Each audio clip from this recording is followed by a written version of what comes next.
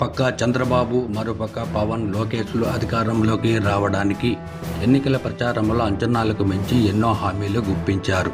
అందులో ఒకటైన నిరుద్యోగ సమస్యను పూర్తి స్థాయిలో పరిష్కరిస్తామని, గత ప్రభుత్వం కంటే ఎక్కువ మందికి ఉద్యోగాలు కల్పించి నిరుద్యోగ సమస్యను రూపుమాపుతామంటూ పలు వేదికలపై చెప్పిందే చెప్పి ప్రజల మైండ్ తినేశారు. లోకేష్ అయితే ఒక అడుగు ముందుకేసి నిరుద్యోగ యువతకు 20 లక్షల ఉద్యోగాలు కల్పిస్తామని, అలా కాకపోతే ప్రతి ఉద్యోగికి నెలకు 3,000 చొప్పున నిరుద్యోగ వృత్తి కల్పిస్తామని ఒకదంపుడు ప్రసంగం చేశారు. వీళ్ళ మాటలు నమ్మిన ప్రజలు కూటమి ప్రభుత్వాన్ని, అధికారాన్ని కట్టబెట్టారు. అయితే ప్రజలు చేయాల్సింది చేశారు. అయితే ఎన్నికల ప్రచారంలో నిరుద్యోగులకు ఇచ్చిన హామీని నిలబెట్టుకోవాలి. అధికారంలోకి వచ్చిన తర్వాత గతంలో ఇచ్చిన హామీని నిలబెట్టుకున్నారా? ఎవరికైనా ఉద్యోగం ఇచ్చారా? పోనీ ఉద్యోగం లేని వారికి నిరుద్యోగ వృత్తి కింద నెలకి 3,000 ఇస్తున్నారా అంటే లేదనే చెప్పాలి. చంద్రబాబు ఏ ముహూర్తాన అధికారాన్ని చేపట్టారో అప్పటి నుంచి పాలన గూడ్స్ ట్రైన్ మాదిరిగా కొనసాగుతుందని మనం చెప్పడం లేదు.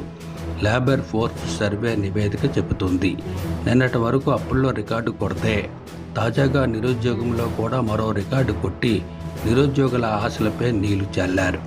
ఈ ఏడాది ఏప్రిల్ నుంచి జూన్ వరకు రాష్ట్రంలో గ్రామీణ, పట్టణ ప్రాంతాల్లో కలిపి 29 ఏళ్లలోపు యువతీ యువకుల్లో నిరుద్యోగిత 21% ఉన్నట్లు వెల్లడించింది.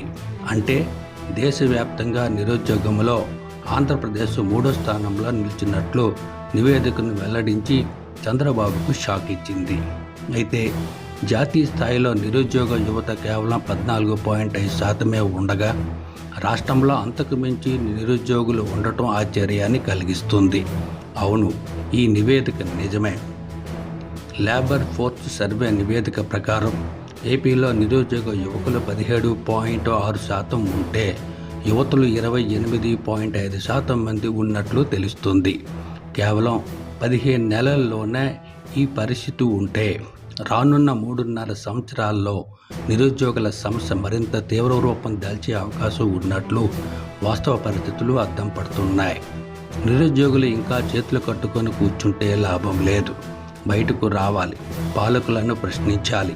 అధికారంలోకి వస్తే 20 లక్షల ఉద్యోగాలు ఇస్తామని ఓట్లు వేయించుకొని తీరా అధికారంలోకి వచ్చిన తర్వాత నిరుద్యోగ సమస్యను అటకెక్కించిస్తారు అంటూ ప్రశ్నించే సమయం ఆసన్నమయ్యింది.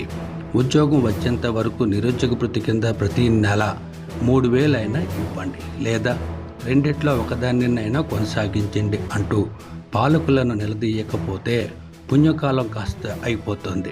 అప్పుడు మిమ్మల్ని ఎవరు కూడా పట్టించుకునే పాపానికి పోరు.